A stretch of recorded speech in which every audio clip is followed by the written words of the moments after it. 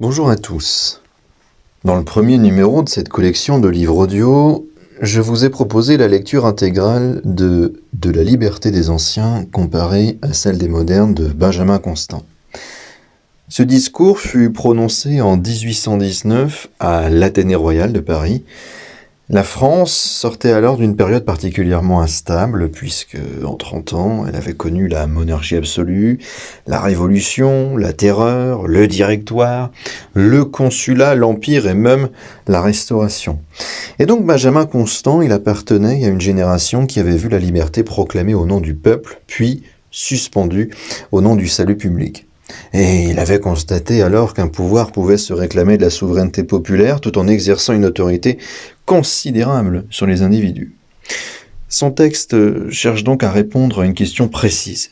Quelle forme de liberté convient aux sociétés modernes ? Et Constant distingue, comme on l'a vu, deux conceptions. La première, c'est la liberté des anciens, qui repose sur la participation directe des citoyens à l'exercice du pouvoir collectif, et puis la liberté des modernes, qui repose avant tout sur l'indépendance individuelle, mais aussi la protection de la vie privée et encore la limitation de l'autorité publique. Et donc cette opposition peut paraître historique, mais elle demeure pourtant essentielle pour comprendre la démocratie contemporaine. Elle oblige finalement à distinguer deux idées que nous confondons souvent, c'est participer au pouvoir et être protégé contre lui. Alors évidemment, Benjamin Constant n'est pas du tout anarcho-capitaliste, il défend même, comme on l'a vu, le gouvernement représentatif, mais aussi les institutions constitutionnelles et la participation politique. À aucun moment, il ne remet en cause l'existence même de l'État.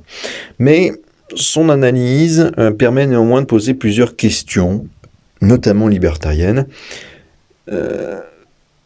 notamment celle qui dit « Une majorité peut-elle disposer légitimement d'un individu ?» Première question. Deuxième question, le vote transforme-t-il la contrainte en liberté ? Et troisième question, et pourquoi donc certaines activités doivent-elles nécessairement relever du pouvoir politique plutôt que de l'échange volontaire ? Et donc pour répondre à ces questions, on va reprendre avec une vue d'en haut, on va prendre de la hauteur sur ce discours de Benjamin Constant en commençant, comme il l'a fait, par revenir sur ce qu'il appelle la liberté des anciens.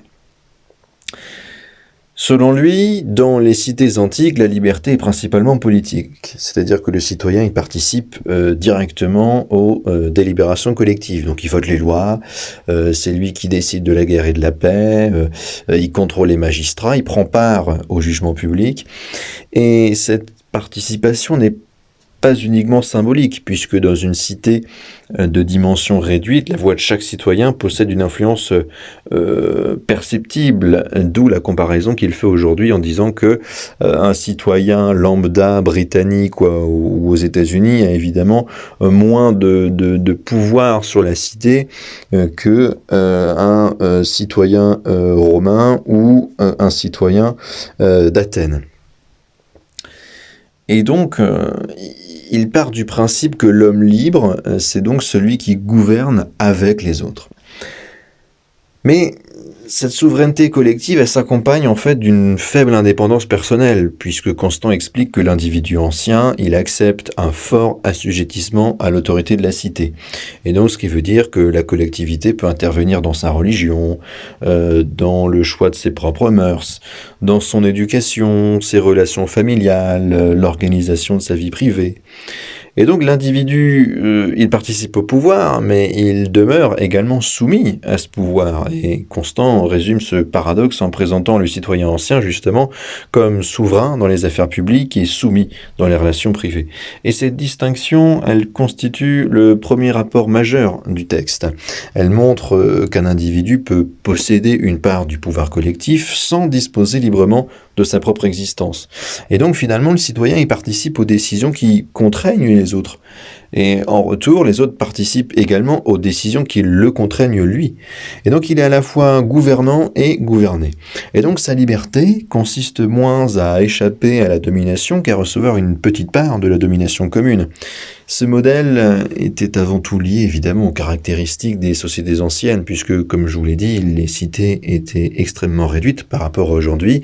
La guerre occupait une place centrale, et puis l'esclavage permettait à certains citoyens de consacrer une grande partie de leur temps aux affaires publiques au lieu d'être au champ ou au marché. Et la liberté civique des citoyens reposait donc en partie sur l'absence de liberté de ceux qui assuraient finalement le travail matériel. Donc Constant, là-dedans, il ne prétend pas que toutes les sociétés antiques furent identiques. Il reconnaît notamment qu'Athènes accordait davantage de place au commerce et à la vie privée. Mais du moins, il construit plutôt deux modèles généraux pour montrer qu'une conception politique adaptée à une petite cité guerrière ne peut absolument pas être transposée sans précaution dans une grande société moderne, comme ce que l'on remarque actuellement. Et il poursuit avec la liberté des modernes, puisque dans les nations modernes, les conditions ont évidemment changé, les territoires sont beaucoup plus étendus, les populations sont beaucoup plus nombreuses, le commerce et le travail occupent une place croissante, et donc l'influence politique directe de chaque citoyen devient assez imperceptible. Et donc l'individu moderne, il ne peut pas consacrer l'essentiel de son existence aux affaires de l'État, puisqu'il veut exercer une profession, il veut entretenir des relations, développer des projets personnels, il est à la recherche de son propre bonheur, et donc sa conception de la liberté se déplace vers la sphère individuelle. Et donc Constant énumère plusieurs catégories. La sûreté personnelle en premier lieu, puis la liberté d'expression, la liberté religieuse, le choix de son activité, la disposition de sa propriété, et puis la circulation, et enfin l'association.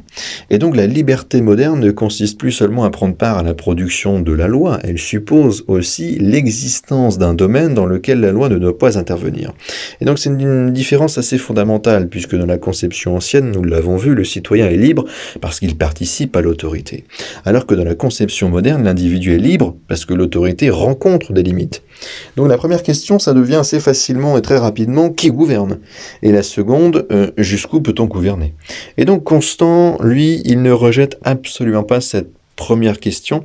Il considère d'ailleurs la participation politique comme une garantie nécessaire. Mais, parce qu'il y a un mais, il montre que ça ne suffit pas, puisqu'un peuple peut choisir ses représentants et rester tout de même soumis à une législation envahissante. Et donc un gouvernement peut être régulièrement élu tout en réglementant fortement le travail, les échanges, la propriété, les opinions, les comportements privés. Et donc la démocratie détermine l'origine du pouvoir, mais elle ne suffit pas à déterminer ses limites. Et donc on peut continuer cette analyse en disant justement que voter, ne suffit pas à être libre. La distinction de Constant permet justement d'analyser plus précisément le vote et l'idée du vote. Dans une cité antique, chaque citoyen pouvait éprouver directement l'importance de sa participation. Dans un État qui est désormais composé de plusieurs millions d'habitants, le poids individuel d'un bulletin devient extrêmement faible. Alors, selon lui, ça ne rend pas le vote inutile pour autant. L'élection permet de remplacer les gouvernants sans guerre civile et elle offre un moyen de sanctionner une politique et de départager plusieurs projets. Mais en tout cas, ça ne donne toujours pas à l'électeur une maîtrise réelle de toutes les décisions prises en son nom. Donc, le citoyen ne vote pas séparément sur chaque question.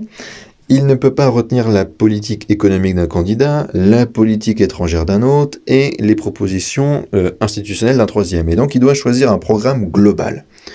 Il délègue ensuite des milliers de décisions à des représentants qui ne sont pas juridiquement contraints de tenir en plus chacune de leurs promesses. Donc le vote, c'est une procédure de désignation, mais certainement pas un contrat classique. Lorsqu'une entreprise, par exemple, ne fournit pas le ou un service promis, le client peut résilier, demander réparation ou se tourner même vers un concurrent. Mais lorsque le gouvernement abandonne ses engagements, le citoyen doit continuer à respecter les lois et à financer l'institution, même s'il a été trompé. Et donc il peut seulement attendre l'élection suivante et tenter de convaincre une majorité de choisir une autre équipe, mais qui va très certainement agir de la même façon. Et cette situation conduit à une fiction politique, puisque le citoyen est déclaré souverain parce qu'il participe ponctuellement à les sélections de ceux qui exerceront le pouvoir sur lui, et la contrainte qu'il subit est présentée comme l'expression indirecte de sa propre volonté. Mais cette impression, et surtout cette interprétation, devient difficile à défendre lorsque l'électeur a voté contre la majorité, s'est abstenu ou ne reconnaît aucun des programmes proposés. Une décision ne cesse pas d'être coercitive parce qu'elle a été adoptée selon une procédure démocratique. La démocratie peut rendre le pouvoir plus contrôlable, et elle ne transforme pas automatiquement chaque décision du pouvoir en un acte légitime. Et c'est à partir de maintenant que l'on pourra évoquer le problème de la majorité. Le libéralisme classique cherche précisément à protéger l'individu contre l'arbitraire, y compris lorsque cet arbitraire émane d'une majorité. On va prendre un exemple simple. Nous avons dans une pièce 10 personnes qui sont réunies. Il y en a 6 qui décident de saisir une partie du revenu des 4 autres afin de financer un projet que ces 6 personnes jugent utile. La procédure est parfaitement démocratique, chacun a pu s'exprimer, les votes ont été correctement comptés, mais la régularité du vote ne résout absolument pas la question morale, puisque les 6 personnes possédaient-elles auparavant un droit sur le revenu des 4 autres. Le nombre peut déterminer la décision collective, mais en tout cas, ça ne crée pas nécessairement le droit qui la justifie. Et c'est là que l'approche libertarienne distingue la légalité de la légitimité. C'est-à-dire qu'une mesure peut être conforme à la Constitution, adoptée par une assemblée élue, et tout de même rester contestable au regard des droits individuels. Et donc Constant, il n'emploie pas les concepts de propriété de soi ou de principe de non-agression tels qu'ils seront développés plus tard dans la tradition libertarienne. Mais il pose néanmoins le problème essentiel, c'est que la souveraineté populaire ne doit pas être illimitée. Et donc remplacer le pouvoir absolu du roi par celui de la nation ne suffit pas si l'autorité conserve le droit d'intervenir dans tous les domaines. Donc le maître change, mais l'étendue de la maîtrise peut demeurer. Et c'est à partir de là que Constant évoque la différence entre la guerre et le commerce, puisque selon lui, ce sont 2 moyens d'obtenir ce que l'on désire. La guerre, elle, repose sur la conquête, alors que le commerce repose sur l'échange. Donc dans le premier cas, on a un groupe qui s'empare de ce qu'un autre possède. Dans le second, c'est chaque partie qui doit proposer quelque chose que l'autre préfère à ce qu'elle détient déjà. Et donc cette opposition sépare 2 modes de coordination sociale. D'un côté la contrainte, de l'autre le consentement. Et donc l'échange volontaire ne suppose pas que les individus partagent les mêmes convictions, que ce soit un catholique, un athée, un socialiste, un ANCAP, ils peuvent commercer sans parvenir à un accord politique ou moral général. Ils n'ont pas besoin de poursuivre une finalité collective unique, ils doivent tout simplement accepter les conditions de la transaction et respecter leurs engagements. Et donc le marché permet la coopération entre 2 personnes différentes. Alors, ça ne supprime ni les conflits ni les rapports de force, cependant, il offre un mécanisme dans lequel la relation dépend, en principe, de l'accord des parties. Et donc Constant considère que le développement du commerce renforce l'indépendance individuelle, puisque l'homme moderne peut satisfaire ses besoins par l'échange plutôt que par la conquête ou l'intervention de l'autorité. Et il formule même une critique très nette de l'administration en affirmant que lorsque les gouvernements prétendent gérer nos affaires, ils les conduisent généralement de manière plus coûteuse et moins efficace. Et donc cet argument possède 2 dimensions. La première, ça concerne l'information. L'individu connaît généralement mieux ses besoins et sa situation mieux que personne et surtout beaucoup mieux que l'administration centralisée. La seconde, ça concerne les incitations. C'est-à-dire que celui qui supporte directement les conséquences de ses décisions possède davantage de raisons de contrôler les coûts et de corriger ses erreurs. Et donc une administration qui est financée par l'impôt ne dépend pas du consentement quotidien de ses usagers de la même manière qu'une organisation soumise à la concurrence. Et donc l'échec peut conduire une entreprise à perdre ses clients. L'échec d'un service public, à contrario, peut au contraire servir d'argument pour obtenir un budget supplémentaire. Et donc Constant ne développe pas cette comparaison institutionnelle. Son éloge du commerce et sa méfiance envers l'intervention administrative permettent quand même néanmoins de l'esquisser. Et donc la pensée anarcho-capitaliste prolonge finalement le raisonnement de Constant au-delà de ses propres conclusions. Constant, il cherche à limiter l'État pour protéger l'individu, alors que l'anarcho-capitalisme lui demande pourquoi les fonctions généralement attribuées à l'État devraient nécessairement relever d'un monopole coercitif. La sécurité doit-elle être produite par une institution unique ? La justice doit-elle dépendre d'un seul système territorial ? L'arbitrage des conflits pourrait-il être assuré par plusieurs organisations contractuelles ? Et malheureusement, ces questions ne figurent pas dans le discours de 1819, parce qu'elles appartiennent à un développement ultérieur de la pensée libérale. Mais elles découlent d'un problème déjà présent chez Constant, puisque si le consentement constitue un principe supérieur à la contrainte dans les échanges ordinaires, il faut expliquer pourquoi ce principe cesse de s'appliquer dès que nous abordons les fonctions dites régaliennes. L'État possède une caractéristique particulière. En fait, il ne propose pas simplement ses services, il impose également sa juridiction sur un territoire, prélève les ressources nécessaires à son fonctionnement et interdit généralement l'apparition d'institutions concurrentes disposant des mêmes prérogatives. Et donc le problème, c'est que le citoyen il ne peut pas refuser individuellement une politique publique tout en conservant toutes les autres.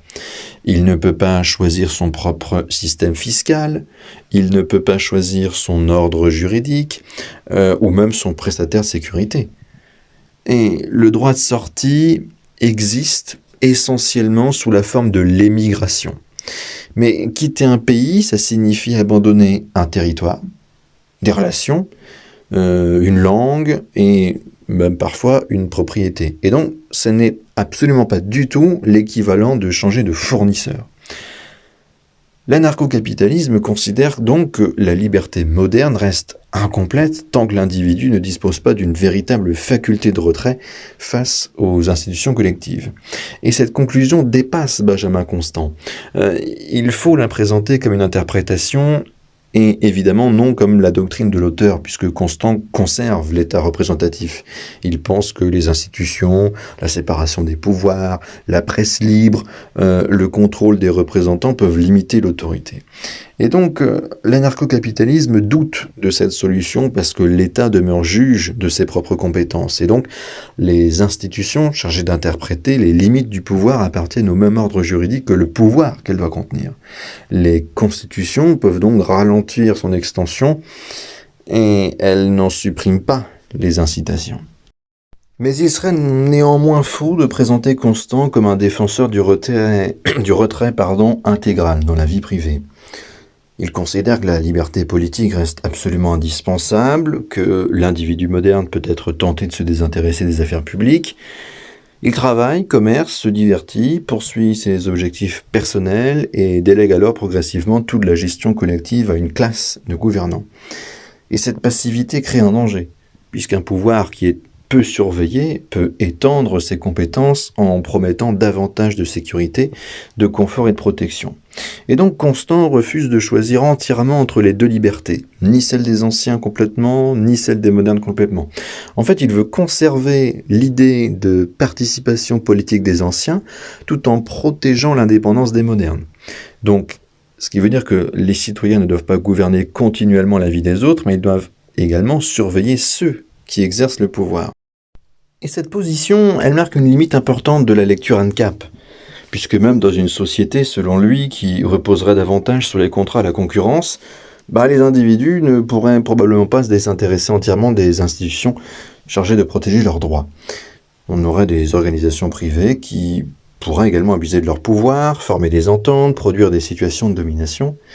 Et la disparition de l'État ne supprimerait pas la nécessité de contrôler ce genre d'organisation. Et donc l'enjeu sera de rendre ce contrôle plus direct grâce à la concurrence, à la responsabilité contractuelle et au droit de retrait. Il y a également dans ce texte de Constant une critique assez ferme du paternalisme, et surtout moderne, puisque le pouvoir contemporain ne se présente pas toujours comme une autorité brutale, puisqu'il affirme protéger la population contre les risques, les erreurs, les mauvais choix. Il intervient au nom de la santé, de la sécurité, de la solidarité, de l'égalité. Et donc le problème ne réside pas dans la valeur de ces objectifs, il réside dans les moyens utilisés, dans l'étendue de la tutelle qu'ils peuvent justifier. Et donc plus l'État prend en charge les conséquences des décisions individuelles, finalement plus il revendique le droit d'encadrer ces décisions.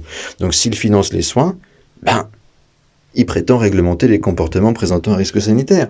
S'il garantit les revenus, il cherche à contrôler les conditions d'accès au travail et aux prestations. S'il organise l'éducation, il détermine une part importante des programmes et des méthodes. Et donc la protection crée ainsi une justification permanente de l'intervention. Et donc Constant y formule une réponse très claire à cette ambition bienveillante. L'autorité doit rester dans ses limites, être juste et laisser aux individus la responsabilité de leur bonheur. Il ne nie pas l'utilité des institutions, il refuse qu'elles définissent à la place de chacun la manière correcte de vivre.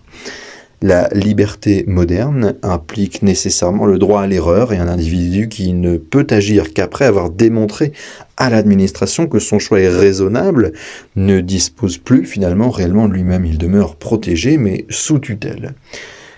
Et donc pour conclure, nous pouvons dire et même affirmer que le texte de Benjamin Constant repose sur une distinction fondamentale.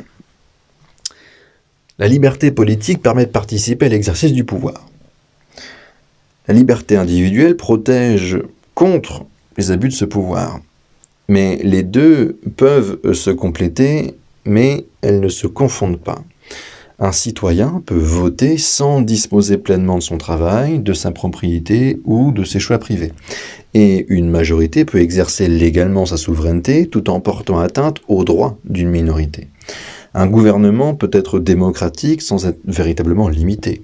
Et donc Constant défend la liberté des modernes au travers de la sûreté personnelle, la liberté d'expression, la propriété, le choix de son activité, l'association, l'indépendance privée, mais il conserve tout de même la participation politique comme garantie, en fait, de ces droits. Alors que, quelque part, la lecture ANCAP, elle reprend son diagnostic, mais conteste sa solution. Elle estime que la limitation constitutionnelle ne suffit pas à contenir durablement une institution qui produit la loi. Et donc, elle prélève même ses propres ressources et détient finalement le monopole de la coercition légale. Et donc, cette lecture ANCAP propose de remplacer autant que possible les relations imposées par des relations contractuelles. De remplacer autant que possible les monopoles par la concurrence et là aussi autant que possible l'obligation politique par le consentement. Donc Benjamin Constant, il est évidemment loin, très loin de défendre une société sans État. Il établit cependant un principe que l'anarcho-capitalisme peut reprendre, c'est l'idée que la puissance collective ne devient pas une liberté individuelle simplement parce qu'elle s'exerce au nom du peuple. Le droit de choisir périodiquement ses gouvernants est une garantie importante, mais en tout cas, ça ne suffit pas à faire de l'individu le propriétaire de son existence. Et donc la véritable question demeure, au travers de cette lecture, c'est finalement quelle part de notre vie relève encore de notre propre décision et quelle part a été transférée à une autorité qui prétend décider en notre nom. Si vous avez encore une fois des arguments, des exemples à proposer, un avis que ce soit positif ou négatif, sur ce discours de Benjamin Constant ou même sur ce retour de lecture, me dire ce que vous en pensez, s'il y a d'autres choses qui vous ont accroché l'oreille dans ce discours de Benjamin Constant ou dans mon retour de lecture personnelle, eh bien, sachez que les commentaires sont évidemment ouverts. N'hésitez pas à partager, que ce soit le livre audio ou même cette capsule donc de retour de lecture. J'espère que ce rendez-vous évidemment vous aura plu. D'autres livres audio vont arriver, d'autres contenus ANCAP vont arriver, d'autres retours de lecture vont arriver, des revues de presse également vont faire leur retour après l'été, à partir de septembre, après le mois d'août. Donc n'hésitez pas à vous abonner pour ne rien rater des prochains contenus.